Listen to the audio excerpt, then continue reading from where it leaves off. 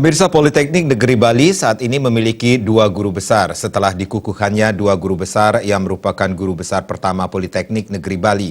Pengukuhan guru besar dilaksanakan di Gedung Widya Padma, Kampus Politeknik Negeri Bali.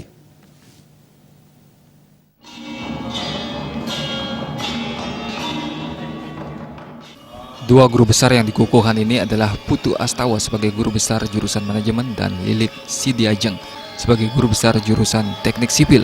Menurut Direktur Politeknik Negeri Bali, Nyoman Abdi, pada kesempatan tersebut pihaknya menyampaikan rasa syukur karena Politeknik Negeri Bali PNB berhasil mencatatkan prestasi, yakni pengukuhan 2 orang guru besar di jurusan manajemen dan teknik sipil.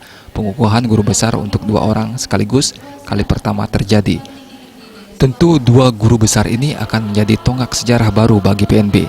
Jumlah kandidat yang sudah siap untuk menjadi guru besar di belakang 2 guru besar ini masih banyak.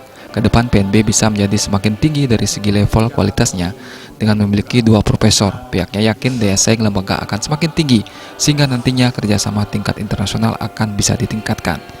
PNB berkomitmen akan terus menambah jumlah guru besar. Pada tahun 2021, diharapkan PNB telah memiliki 10 guru besar. Ini merupakan hasil dari kerja keras PNB dalam aspek penelitian dan terapan.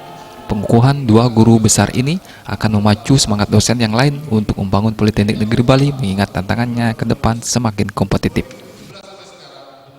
Dan saya meyakini, saya berharap tahun depan peringkat Politeknik Negeri Bali yang sekarang masih peringkat 10 di antara 1128, tahun depan akan kita tingkatkan levelnya, akan kita tingkatkan peringkatnya dengan cara meningkatkan kualitas indikator pengukuran klasterisasi perguruan tinggi.